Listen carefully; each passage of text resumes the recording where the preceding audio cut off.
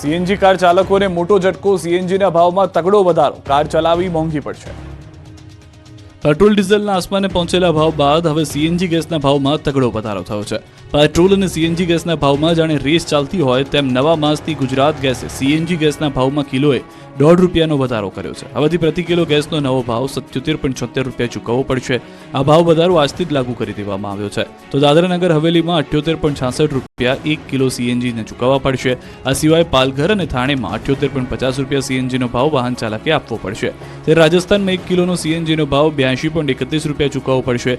તો હરિયાણામાં સીએનજીનો ભાવ ₹86.55 પહોંચી ગયો છે. જ્યારે મધ્યપ્રદેશમાં 1 કિલો સીએનજીનો ભાવ સૌથી વધુ ₹93.01 થયો છે. આ સાથે જ સીએનજી કાર ચાલકોને વધુ એક વખત મોંઘવારીનો માર સહન કરવાનો વારો આવ્યો છે. જો સીએનજી ગેસના ભાવમાં આવી રીતે જ વધારો થશે તો વાહન ચાલકો પેટ્રોલ અથવા ડીઝલ વાહનો તરફ વળશે અને પ્રદૂષણ વધશે. ગુજરાત ગેસ આ પહેલા જુલાઈ ઓગસ્ટમાં પણ ભાવ વધારો કરી ચૂક્યું છે. બંને વખતે ₹1 વધારો થયો હતો. તો અમદાવાદમાં પેટ્રોલનો ભાવ ₹94.49 છે. એટલે સીએનજી ગેસ અને પેટ્રોલના ભાવમાં હવે માત્ર ₹16.73 જ અંતર બચ્યું છે. વાવના રાધા નેસડા કેનાલમાં પાણી નહીં મળતા નર્મદા અધિકારીઓને જગાડવા ખેડૂતોએ ઢોલ વગાડ્યા, કેનાલમાં તાપણા કર્યા.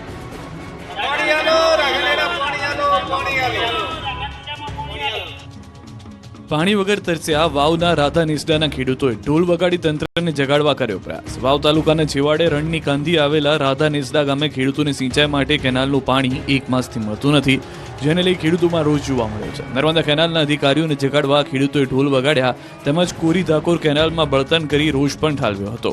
વાવની આકોલી બ્રાન્ચમાંથી નીકળતી રાધા નેસડા માયનોર કેનાલમાં 1 માસથી ખેડૂતોને પાણી મળતું નથી.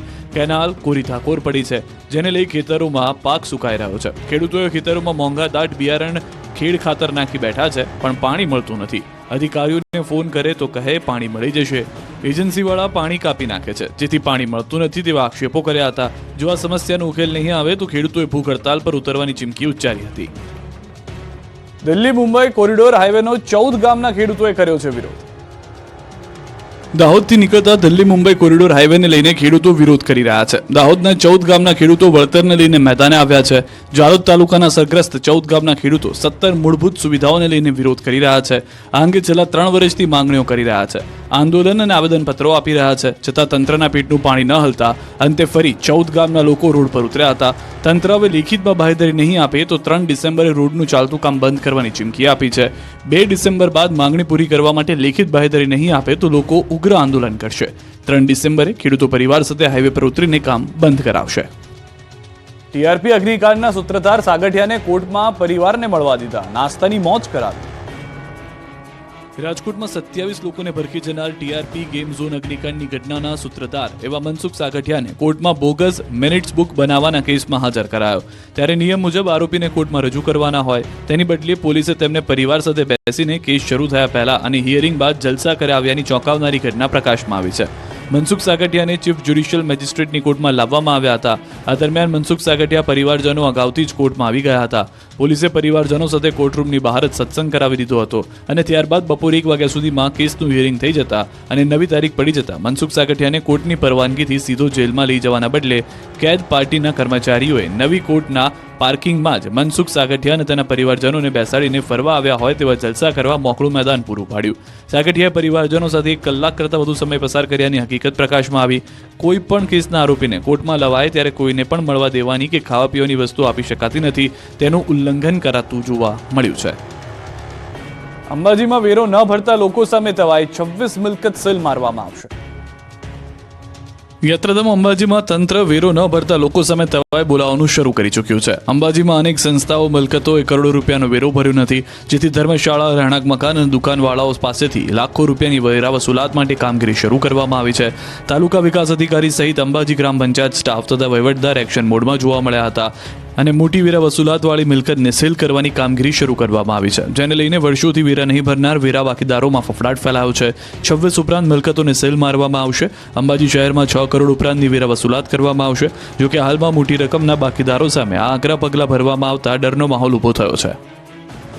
ડીસા નગરપાલિકાના પ્રમુખને હટાવવા ભાજપના ધારાસભ્ય દબાણ કરતા હોવાનો આક્ષેપ, બ્રહ્મ સમાજે આપી આંદોલનની ચીમકી.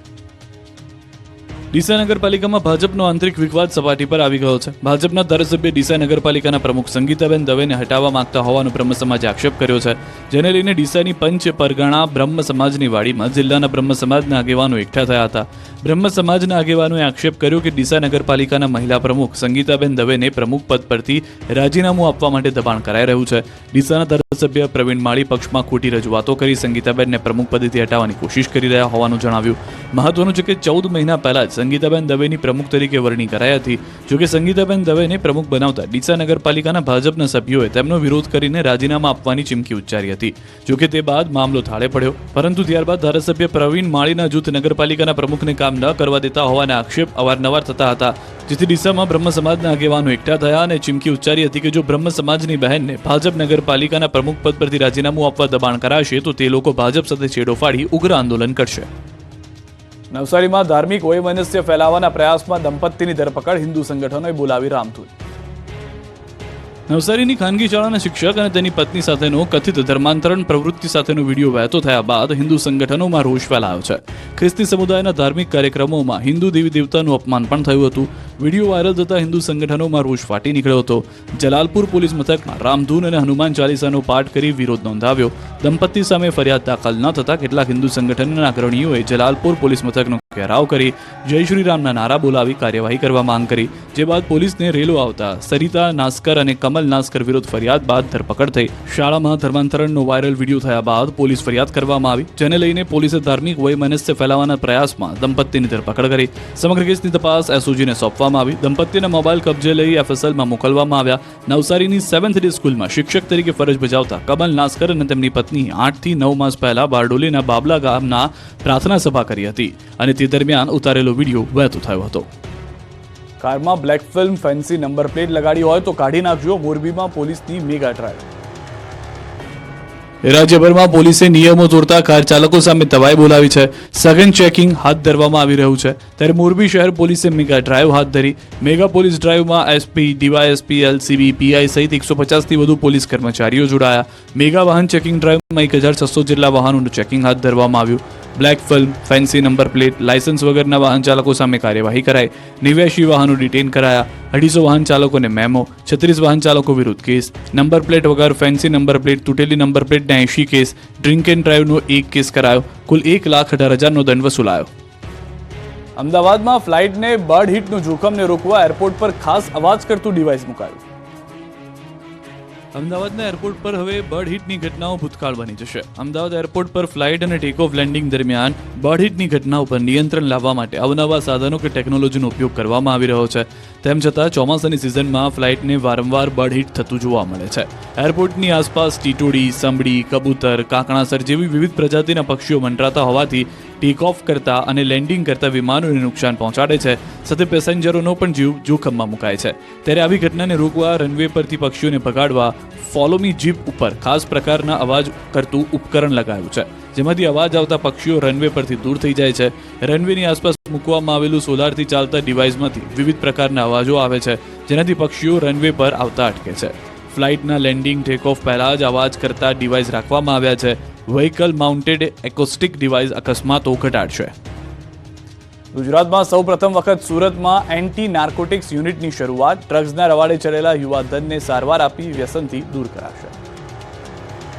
ગુજરાતમાં સૌપ્રથમ વખત સુરતમાં એન્ટી નાર્કોટિક્સ યુનિટની શરૂઆત કરવામાં આવી. ગૃહ રાજ્યમંત્રી હર્ષ સંઘવીના વરદ હસ્તે યુનિટ 1નું ઉદ્ઘાટન કરવામાં આવ્યું. આ યુનિટ અંતર્ગત પોલીસ ડ્રગ્સના બંધાણીઓને લત છોડાવવા પ્રયત્ન કરાશે. આ સેન્ટરમાં આવનાર ડ્રગ્સ બંધાણીની ઓળખ સંપૂર્ણ રીતે ગુપ્ત રાખવામાં આવશે. પોલીસ તેની સામે કોઈ પણ પ્રકારની કાર્યવાહી કરશે નહીં. અત્યાર સુધી પોલીસ ડ્રગ્સ અને એનડીપીએસમાં આરોપીઓને પકડતી હતી અને નશાનો કારોબાર રોકવાનો પ્રયત્ન કરતી હતી, પરંતુ હવે નશાના કારોબારને રોકવાના અભિયાનની સાથે હવે સુરત પોલીસ સમાજ સેવાનું પણ કાર્ય કરશે. સુરત પોલીસ દ્વારા પહેલાથી no drugs in Surat city અભિયાન ચલાવવામાં આવી રહ્યું છે. ત્યારે ગૃહમંત્રી હર્ષ સંઘવીએ ડ્રગ્સના રવાડે ચડેલા યુવાનોને આહવાન કર્યું કે તમારી સામે કોઈ પણ પ્રકારના એક્શન પણ લેવામાં આવશે નહીં, એટલે ડર્યા વગર આ યુનિટનો વધુમાં વધુ લાભ લો. હવે સુરતનો ટેક્સટાઇલ ઉદ્યોગ સંકટમાં છે. કારીગરોની અછતથી મુશ્કેલી. હીરામાં મંદી બાદ હવે ટેક્સટાઇલ ઉદ્યોગ પર પણ સંકટના વાદળો ઘેરાયેલા છે. હાલ સુરતના ટેક્સટાઇલ ઉદ્યોગમાં તેજીનો દોર ચાલી રહ્યો છે, પરંતુ સામે પ્રોડક્શન નથી થઈ રહ્યું. તેનું કારણ છે કારીગરોની અછત. દિવાળીનો તહેવાર તેમજ છઠ પૂજા કરવા માટે કારીગરો તેમના વતન ગયા છે. હજુ પણ મોટા પ્રમાણમાં કારીગરો પરત નથી આવ્યા. તેની સીધી અસર ટેક્સટાઇલ ઉદ્યોગ પર જોવા મળી રહી છે. કારીગરોને બોલાવવા માટે વેપારીઓએ વ્યવસ્થા કરી આપવા છતાં પણ કારીગરો ન આવતા હાલ તેજી વચ્ચે કમાવાના સમયે વેપારીઓને રડવાનો વારો આવ્યો છે. કાપડની માંગ હોવા છતાં પણ પ્રોડક્શન પૂરું કરી શકતા નથી, જેથી વેપારીઓને મોટું નુકસાન થતું જોવા મળી રહ્યું છે. આ ઉદ્યોગમાં મોટા પ્રમાણમાં કારીગરો ઓરિસ્સાના છે. વતન ગયા બાદ તેમના વતનમાં લગ્ન પ્રસંગ ચાલી રહ્યા છે. સંબંધીઓને ત્યાં લગ્ન છે, જેને લઈને કારીગરો પરત આવી નથી રહ્યા. હાલ 60% જેટલો જ ઉદ્યોગ ચાલુ હાલતમાં છે, જેને લઈને કહી શકાય કે 4 લાખ કરોડ કાપડનું ઉત્પાદન છે, તેમાંથી 40%નું કામ થાય છે. ઘણા પ્રોસેસિંગ હાઉસ તો હજુ ચાલુ પણ થયા નથી. ઘરાકી હોવા છતાં ટેક્સટાઇલના વેપારીઓ પહોંચી શકતા નથી. જો હજુ પણ કારીગરો કામ ધંધે નહીં લાગે તો કાપડ માર્કેટમાં પણ મંદી આવતા વાર નહીં લાગે. નવનિર્માણ આંદોલનની 50મી વર્ષગાંઠ નિમિત્તે અખિલ ભારતીય વિદ્યાર્થી પરિષદ છાત્ર શક્તિ યાત્રા યોજશે. નવનિર્માણ આંદોલનની 50મી વર્ષગાંઠ નિમિત્તે અખિલ ભારતીય વિદ્યાર્થી પરિષદ છાત્ર શક્તિ યાત્રા યોજશે. આગામી 20 ડિસેમ્બરે મોરબી, કર્ણાવતી અને સુરતથી યાત્રાનો શુભારંભ થશે. યાત્રા જિલ્લાના કેમ્પસમાં જાહેર સભાઓ યોજશે. 1500 કિલોમીટરની યાત્રામાં વિદ્યાર્થીઓને જાગૃત કરવામાં આવશે. વિદ્યાર્થીઓને નવનિર્માણ આંદોલનના ઇતિહાસથી અવગત કરાવવામાં આવશે. સાથે જ વિદ્યાર્થીઓની સમસ્યા અને પ્રશ્નોને વાચા આપવામાં આવશે. સાથે જ 6, 7 અને 8 જાન્યુઆરીએ 2025ના રોજ અખિલ ભારતીય વિદ્યાર્થી પરિષદનું અધિવેશન પણ યોજાશે. આ અધિવેશનમાં સમગ્ર ગુજરાતના વિવિધ જિલ્લાઓમાંથી છાત્ર નેતાઓ અને વિદ્યાર્થીઓ મોટી સંખ્યામાં સહભાગી થશે. અધિવેશનમાં સમગ્ર ગુજરાતમાંથી કુલ 1200 જેટલા વિદ્યાર્થી પ્રતિનિધિઓ ઉપસ્થિત રહેશે.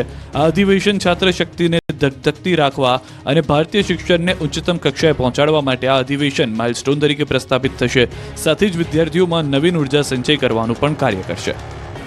પ્રયાગરાજમાં યોજાનાર કુંભ મેળાની ગુજરાતમાં તૈયારીઓ. આરએસએસ પ્લાસ્ટિકના બદલે સ્ટીલની થાળી આપશે.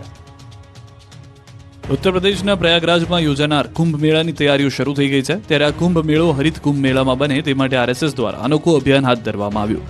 કુંભ મેળામાં આવતા પ્રવાસીઓ ડિસ્પોઝલ વસ્તુઓનો ઉપયોગ ટાળે અને મેળામાં પ્લાસ્ટિક વસ્તુઓ બદલે થાળી અને થેલાનો ઉપયોગ કરી શકે તે માટે એક થેલા એક થાળી નામનું વિશેષ અભિયાન હાથ ધરવામાં આવ્યું. આ અભિયાન અંતર્ગત આરએસએસના સદસ્યો દ્વારા શેરીએ શેરીએ ઘરે ઘરે ફરી એક થાળી એક થેલો ઉઘરાવવામાં આવી રહી છે. આ થાળી અને થેલો પ્રયાગરાજ ખાતે મોકલવામાં આવશે. આ અભિયાન થકી જે પ્રતિદિન 1200 ટન કચરો ખાદ્ય સામગ્રી સહિતનો થાય છે તે ઘટે તે માટે આ વિશેષ પ્રયાસ હાથ ધરવામાં આવ્યો છે. મહત્વનું છે કે 23 જાન્યુઆરીથી 26 જાન્યુઆરી 2025ના આ મેળો યોજાશે, જેમાં અંદાજે 25 કરોડ શ્રદ્ધાળુઓ જોડાઈ શકે છે. ત્યારે આ અભિયાન માટે ગુજરાતના કાર્યકર્તાઓ આજથી કામે લાગી ગયા છે. કુંભ મેળા દરમિયાન ગુજરાતમાંથી 1000 જેટલા સ્વયંસેવકો પણ કુંભ મેળામાં જોડાવાના